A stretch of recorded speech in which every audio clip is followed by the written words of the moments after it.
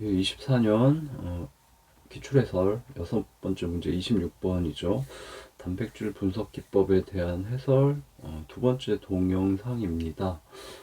첫 번째 동영상에서는 문제풀이를 했었죠. 답은 노던 블러팅이었고, 그 다음에 쉬운 용어 두 가지를 보셨습니다. 에드만 분해법하고 2차원 전기운동을 보셨고요. 이번에는 이제 등전점 전개영동, 보통 IEF라고 불리는 기법이죠. 조금 난이도가 있고 5번 엘라이자를 보시도록 하시겠습니다. 등전점 전개영동은 혹시나 다음에 출제될 수도 있으니까 내용을 봐두셨으면 좋겠다는 건데, 물론 아주 깊은 내용, 어려운 내용, 까다롭게 출제할 가능성은 좀 적죠. 기본적인 내용이 출제되더라도 될 것 같습니다. 근데 이게 등전점 전기영동이 사실 전공자들은 다 아는 내용이지만 좀 화학적인 부분이 포함이 돼요, 생물학보다. 그래서 정확히 그 개념과 원리를 이해하기는 쉽지는 않습니다. 뭐 그 수준까지 공부하실 필요는 없지만, 뭐 어찌됐든 좀 기초적인 부분, 백그라운드부터 잠깐 보시도록 하겠습니다. 자, 등전점 전기용동이고요. 말씀드렸듯이 등전점 전기용동이라는 용어는 그렇게 흔하게 사용하진 않고요. 한글로 내기 위해서 표현을 쓴 것 같고요. 아이소일렉트릭 포커싱이죠. 근데 보통 IEF라고 많이 얘기를 합니다. 짧으니까. 자, 등전점이 있어요. 영어부터 보시면 아이소 일렉트릭 포인트입니다. 아이소는 동일한, 일렉트릭은 전기죠. 아이소 일렉트릭 포인트를 번역한 게 등전점이에요. 아이소 일렉트릭 포인트는 PI, pH는 수소이온 농도와 관련이 되죠. 저런 PI로, 스몰 p와 i로 쓰기도 합니다. 자, 여기 아이소가 나왔는데 다른 문제에서도 잠깐 말씀드렸지만 ISO는 어디서 나왔죠? 면역계의 아이소 타입 스위칭, 클래스 스위칭이죠. B세포가 클래스 스위칭을 하기 전과 한 이후에는 다른 클래스의 항체를 만들어내죠. MD 클래스를 만들다가 클래스 스위칭, 아이소 타입 스위칭 후에는 AG 클래스를 만든다. 내용 보셨죠? 그때 설명드렸는데 ISO는 두 가지 뜻 중에 하나입니다. 동일하다는 의미를 가질 때도 있고 유사하다는 의미를 가질 때도 있어요. 아이소 타입 스위칭에서는 유사하다는 뜻이에요. 비슷한 타입으로 전환된다는 거고, 여기서는 동일하다라는 뜻으로 쓰였습니다. 그래서 아이소가 동일하고 전기적 특성이 동일하기 때문에 등전점, 등자는 같을 등자죠. 동등하다, 등고 등식에 같을 등자고, 등전점의 전자는 전기란 뜻이죠. 자, 등전점 전기영동이라는 거는 근데 용어가 좀 문제가 있긴 해요. 왜냐하면 단백질마다 등전점 값이 다릅니다. 그걸 이용을 해서 분리를 하는 게 등전점 아이소 일렉트릭 포커싱 IEF인데, 이걸 한글로 번역을 하면서 등전점 전기영동이라고 표현을 했죠. 포커싱은 어느 한 위치에 이 단백질, 같은 단백질은 같은 위치에 집중해서 모이게 됩니다. 그래서 포커싱이라는 용어를 썼어요. 근데 그걸 번역하면서 전기영동이란 표현을 썼는데 틀린 표현이라고 할 수는 없습니다. 전기영동의 의미는 전기장 하에서 어떤 물질이 이동하는 걸 전기영동이라고 해요. 그래서 일반적인 전기영동, 젤 전기영동, 젤 일렉트로포레시스죠. 젤 전기영동을 공부하시는데 젤 전기영동에서도 단백질이 전기장 하에서 이동을 하죠. 여기서도 단백질이 전기장 하에서 이동해요. 그래서 전기영동이 틀리다는 아니에요. 맞는데 문제는 영어에서는 명확히 구별을 합니다. 일반적인 젤 전기영동은 젤 일렉트로포레시스라고 불러요. 그리고 등전점을 이용한 IEF는 아이소 일렉트릭 포커싱이라고 불러요. 전기장 하에서 이동하는 건 맞지만, 둘 다 이동하는 건 맞지만 포커싱은 약간 움직이는 방식이 달라요.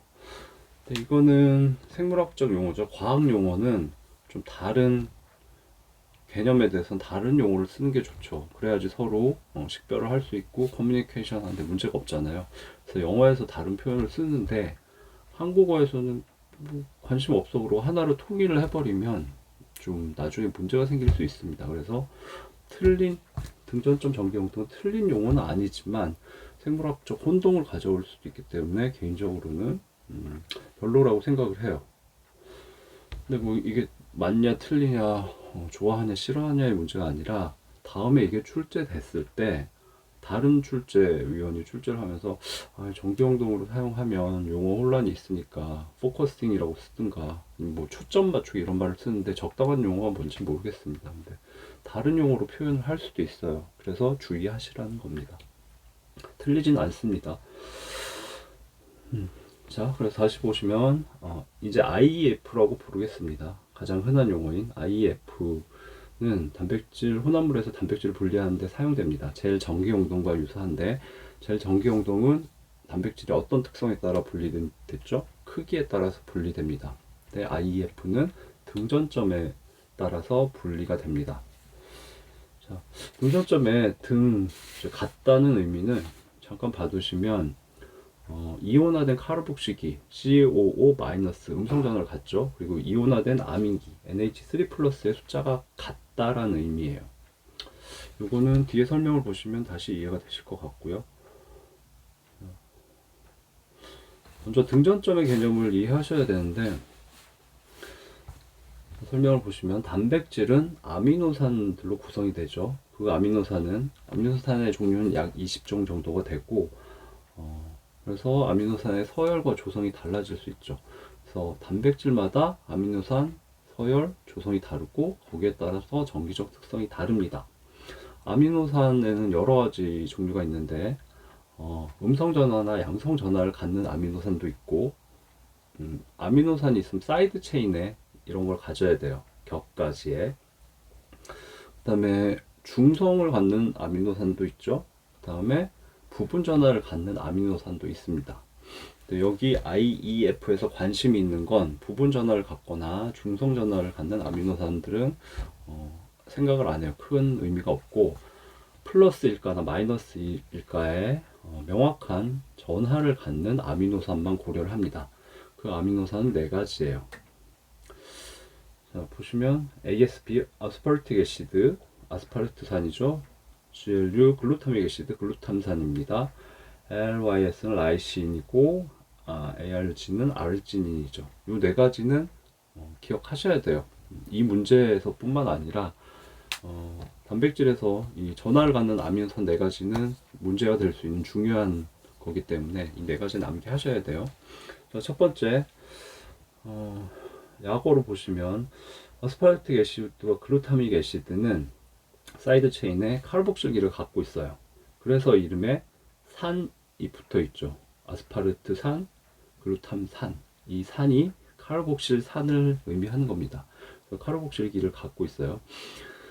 카르복실기는 COOH죠.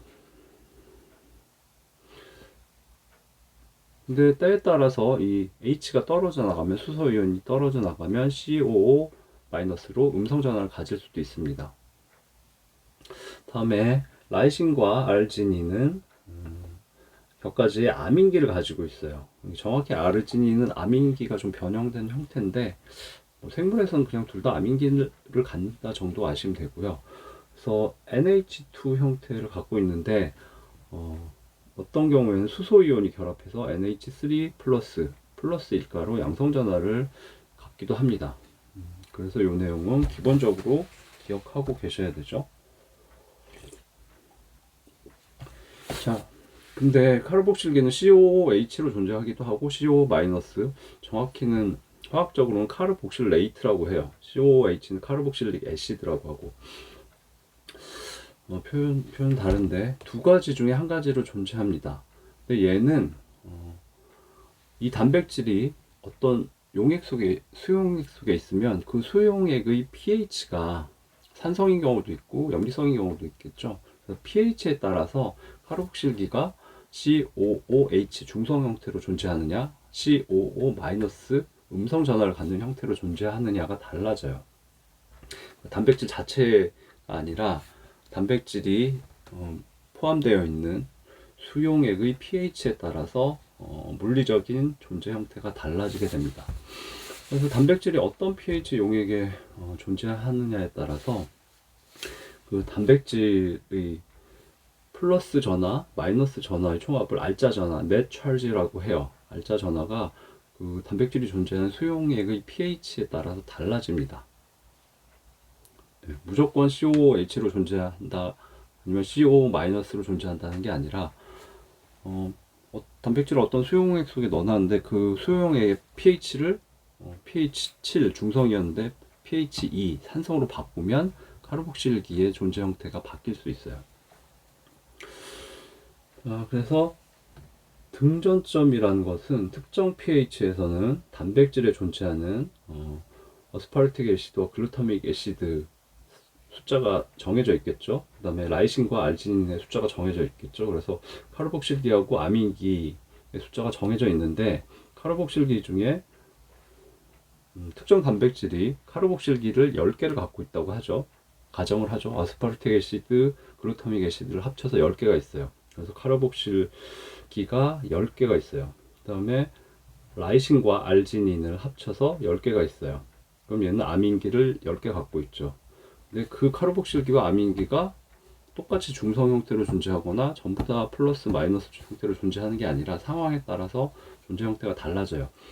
그래서 단백질이 녹아있는 그 용액의 pH가 달라지면 어떤 특정 pH에서는 COOH 10개 중에 이 단백질 6개는 중성으로 존재해요. COOH. 근데 4개는 COO-로 마이너스 전하를 가져요. 음성 전하. 그러면 마이너스 4가가 되죠.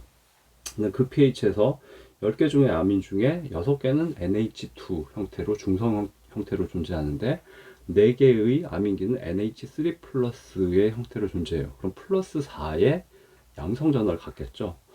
그 pH에서는 마이너스 4와 플러스 4기 때문에 전체 net charge, 알짜 전하를 따지면 플러스 4, 마이너스 4 해서 0이 되겠죠. 예. 단백질에 따라서 특정 pH에서 그렇게 플러스와 마이너스의 숫자가 맞아 떨어지게 됩니다. 그 pH를 그 단백질의 등전점이라고 해요. 좀 이제 이해하시겠죠? 그래서 모든 단백질은 중에 특정 단백질은 자신만의 등전점을 가져요. 예시로서 보시면 이제 사이토크롬 C는 이제 전자운반 단백질인데 PI 등전점이 10.6이에요. 그러니까 pH 10.6 용액에 집어넣으면 이 사이토크롬 C에 존재하는 카르복실기와 아민기의 마이너스와 플러스의 개수가 같아져서 net charge 알짜 전하가 0이 됩니다. 그 다음에 혈액 속에 많이 있는 알부민 단백질의 경우는 pI가 4.8이죠. 그럼 얘는 4.8 pH 용액에 넣으면 단백질의 전하가 플러스 마이너스 해서 최종적으로 0이 된다는 소리죠. 자, 그래서 단백질마다 등전점이 다릅니다. 그래서 그거를 이용해서 단백질을 분리할 수 있습니다. 자, 여기까지 등전점의 개념을 보신 거고요. 자, 이번에는 실제 IEF, Isoelectric Focusing 등전점 전기 용동이라고 표현이 됐죠. 원리를 보시겠습니다. 자, 첫 번째 단계 1번이고요. 이렇게 젤을 준비합니다. 젤 전기 용동하고 유사해요. 그리고 전기장을 걸어줘요. 플러스 극이 있고 마이너스 극이 있고 이렇게 젤이 준비가 되어 있습니다. 근데 일반적인 젤 전기 용동과는 다르게 이 젤은 특수한 물질을 사용을 해요. 그래서 여기서부터 이쪽까지 가면서 여기는 pH이고 여기는 pH 12로 만들 수가 있어요. 여기는 pH 3, 4, 5, 6 이렇게 표시가 되어 있죠. 그리고 pH 2와 3 사이는 pH 2, 2.1, 2.2, 2.3 이렇게 pH 기울기를 형성할 수가 있습니다. 정확히 폴리일렉트로라이트라는 물질을 쓰는데 일단 화학적인 부분이라서 그것까지 모르셔도 되고요. 특정 물질을 써서 이렇게 세팅을 하면 젤의 한쪽 끝에서 저쪽 끝까지 pH가 쫙 변하게 만들 수가 있습니다. 그런 상태로 준비를 합니다. 거기에 이제 단백질 시료를 로딩을 해요. 그러니까 단백질 혼합물을 로딩을 하죠. 분리가 되어 있지 않은. 단계 2를 보시겠습니다. 여기서는 단백질이 4가지를 넣었다고 가정을 했어요. 그래서 보라색, 파란색, 초록색, 오렌지색이죠. 4가지로 표시를 했는데 단백질 ABCD라고 하죠. 이 각 단백질은 PI가 자신만의 독특한 값을 갖죠. 얘는 3.8, 5.4 이런 식이죠. 그래서 단백질을 이 젤 안에 넣으면 파란색 단백질 B였나요? 파란색만 예시로 보시겠습니다. 얘는 단백질이 PI가 5.4예요. 그 얘기는 파란색 단백질 B는 pH 5.4인 용액에 위치하면 얘가 갖고 있는 카르복실기가 몇 개인지 모르지만 있겠죠. 그 중에 중성이 아닌 COO- 형태로 존재하는 카르복실기가 예시로 7개가 된다고 하죠. 그러면 동시에 NH2 아민기 중성으로 존재하는 NH2를 제외하고 NH3 플러스 형태를 갖는 양성 전하를 갖는 아민기가 7개가 된다는 뜻이에요. 7개는 예시죠. 그래서 마이너스 7과 플러스 7, 그래서 net charge 알짜 전하가 0이 됩니다. 그러면 지금 단백질 B가 PI 5.4인데 여기가 이제 PI 5.4쯤 자신의 PI하고 일치하는 pH 값 위치에 딱 있는 거죠. 그러면 알짜 전하가 0이 되면서 얘는 플러스도 없고 마이너스가 없는 거예요. 전하가 없어요. 그러면 전기장이 이렇게 걸려 있어도 이동하지 않습니다. 그대로 서 있죠. 네. 전하가 있어야지 하전 입자여야지 얘가 이동하는 거죠. 자, 근데 그 단백질 B인데 어떤 단백질 B 입자 하나는 여기 위치해요. 자신의 PI는 5.4니까 요쯤인데, 자, 여기 있으면 얘는 pH가 3에 가깝네요. pH가 낮다는 거는 그 수용액에 H+, 수소이온의 농도가 높다는 뜻이죠. 수소이온의 농도가 높으면 이 단백질 B의 카르복실 기들 중에 어떤 것들은 COO- 형태로 존재했는데 수소이온의 농도가 높아지면 얘가 와서 COO-에 결합을 해버립니다. 그럼 COOH의 중성 형태가 돼요. 그래서 pH가 낮을수록 카르복실기는 중성 형태로 많이 존재하게 됩니다.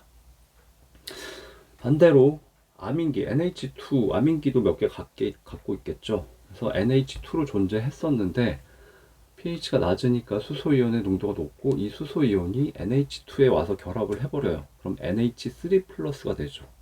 네. 그래서 자기의 등전점보다 pH가 낮은 지역에 존재하는 이 단백질 B는 플러스 전하, 양성 전하가 더 많아지게 돼요. 카르복실기는 중성으로 주로 존재하게 됐고 아민기는 플러스 전하를 띄기가 쉽죠. H+ 수소이온의 농도가 높기 때문에. 그래서 얘는 알짜 전하가 일반적으로 플러스예요. 양전하를 띄어요.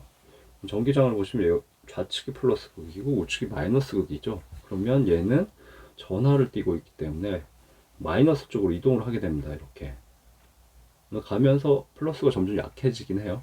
그러다가 여기 자기 등전점 위치 PI 5.4였죠. 여기에 딱 오게 되면 아까 말씀드린 대로 플러스와 마이너스의 숫자가 같아지면서 알짜 전하가 0이 되면서 멈춰버려요.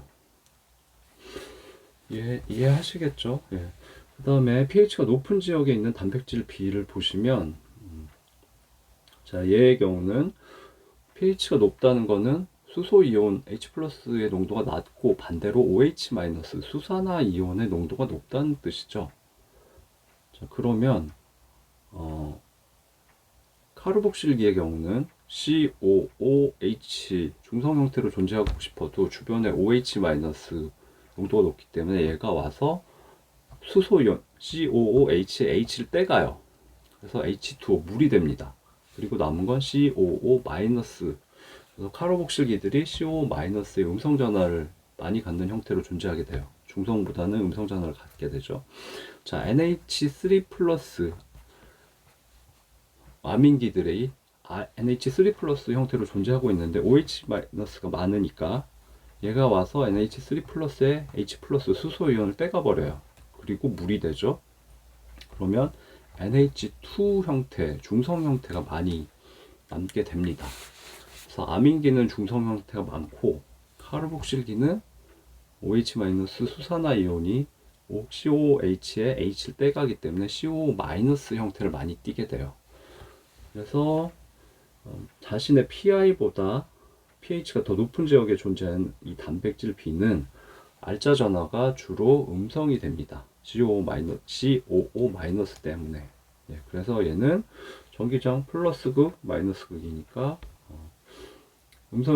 입자가 음성이기 때문에 좌측 플러스 극 쪽으로 쭉 이동하게 돼요. 이동하다가 결국 PI에 오게 되면 얘도 여기서 멈춥니다. 어렵지만 이해하시겠죠? 또 나머지 단백질들도 마찬가지예요. 이렇게 쭉 이동하다가 자기 PI 지역에 오면 멈춥니다. 빨간색도 마찬가지, 초록색도 마찬가지. 그래서 결국 IEF, 아이소 일렉트릭 포커싱 등전점 전기 영동이 완료되게 되면 단계 3과 같은 그림이 되는 거죠. 자신의 PI와 동일한 pH 지역에 다 모이게 됩니다. 그래서 보라색 PI 3.8은 여기에 멈추고, 뭐 초록색 PI 7.6은 여기서 멈추고, PI 10.3은 여기에 멈추게 되죠. 자, 이렇게 해서 단백질 혼합물을 PI에 따라서 분류하게 되고, 동일한 단백질은 이 초록색 단백질 입자들은 동일한 단백질이고 동일한 PI를 갖죠. 그럼 동일한 지역에 위치하게 됩니다. 그래서 단백질들을 분리해낼 수 있게 되죠. 자, 이게 등전점 전기운동 IEF의 원리 결과죠. 그렇게 쉽진 않지만 이해 충분히 하실 것 같고요. 그래서 설명은 다 보신 부분입니다. IEF. 저는 IEF는 등전점 포커싱 정도를 영어가 들어가지만 쓰는 게 좋지 않을까라고 생각하고 있습니다. 그래서 다시 IEF 원리고 보셨듯이 특수한 젤에 pH 기울기를 미리 생성하고 전기장을 걸어줍니다. 그 다음에 단백질 혼합물을 로딩하면 단백질들이 자신의 등전점 PI였죠. PI 값과 같은 것을 갖는 pH 지역에 이동한 후 멈추게 됩니다. 그래서 단백질이 분리되는데 이게 IEF이다. 그 정도면 사실 중요한 내용을 다 이해하신 것 같고요. 그래서 이쪽 우측 아래 그림이 IEF 기계예요. 일반적인 젤 전기 영동하는 거하고 비슷하게 생겼습니다. 이쪽이 파워 서플라이죠. 전원을 공급하는 부분이고 전기선이 이렇게 연결돼 있어요. 그래서 이쪽 한쪽은 플러스 한쪽은 마이너스를 만들어주고 이 부분이 젤이에요. 특수한 물질을 써서 단백질을 시료를 로딩하기 전에 아까 보셨듯이 pH를 한쪽 끝은 pH 1부터 이쪽 끝은 pH 14까지 이렇게 단계적으로 변화하게 그레디언트죠. 그레디언트를 줄 수 있는 형태입니다. 그래서 여기다 단백질을 여기 로딩하는 부분이 이쪽인 것 같은데 하여튼 단백질 혼합물을 로딩하면 자신의 PI에 따라서 그 위치의 pH 지역에 모이게 돼서 단백질들을 분리하고 그 다음에 나중에 뭐 발색시키거나 해서 확인을 하게 됩니다. 네, IEF에 대해서 설명을 드렸고요.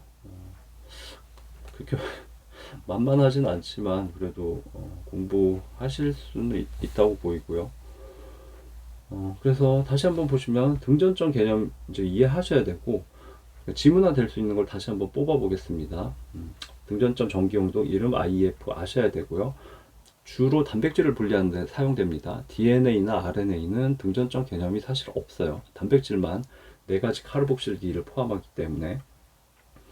자, 그 다음에 아스파르틱 애시드와 글루타믹 애시드는 중성으로 COOH로 존재할 수도 있지만 COO- 음성 전하를 가질 수 있다. 기억하셔야 되겠죠? 라이신과 알지닌은 아민기 형태로 중성으로 존재할 수도 있지만 NH3+로 양성 전하를 가질 수도 있습니다.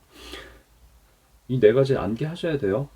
근데 어스파르틱 애시드와 글루타믹 애시드는 아미노산 중에 애시드란 말이 들어가는, 산이란 말이 들어가는 건 2가지밖에 없습니다. 그래서 카르복실산을 갖는구나, 그걸 기억하시면 되고, 라이신, 알지닌은 강제로 암기하셔야 되는데 암기 방법은 라이신, 알지닌, 라이신, 알지닌, 라이신, 알지닌 이 두 개를 100번씩 빠르게 60초 내에 발음하시면 돼요. 네. 주무시기 전에 한번 하시고 버스 타고 갈 때 한번 하시고 여러 번 하시면 됩니다. 그냥 강제로 암기하셔야 됩니다. 암인기를 간다 아셔야 되고, 그 다음에 등전점의 개념은 카르복실기, 모든 카르복실기가 중성 형태로 존재하고 아민기도 NH도 중성 형태로 존재해야 된다가 아니고 음이온 형태 COO 마이너스로 존재하는 카르복실기의 개수와 NH3 플러스 양성 전하를 갖는 형태로 존재하는 아민기의 개수가 동일하면 되는 거죠. 0과 0이어야 되는 게 아니라 마이너스 x 플러스 x가 동일하면 된다는 겁니다. 그게 등전점이에요. 알짜 전하가 0이 되는 점이죠. 자, 그리고 그건 단백질이 혼자 변하는 게 아니라 단백질이 녹아있는 수용액의 pH에 따라서 결정이 된다. 그 정도 개념을 아셔야 되겠죠. IEF의 분리 개념은 그림만 잘 보시면 이해하실 것 같고요. 예. 그렇게 IEF를 정리하셨으면 좋겠습니다. 예. IEF에 대한 내용은 여기까지고요. 설명을 짧게 하기가 쉽진 않네요. 다음 엘라이자에 대한 개념은 따로 동영상을 만들도록 하겠습니다.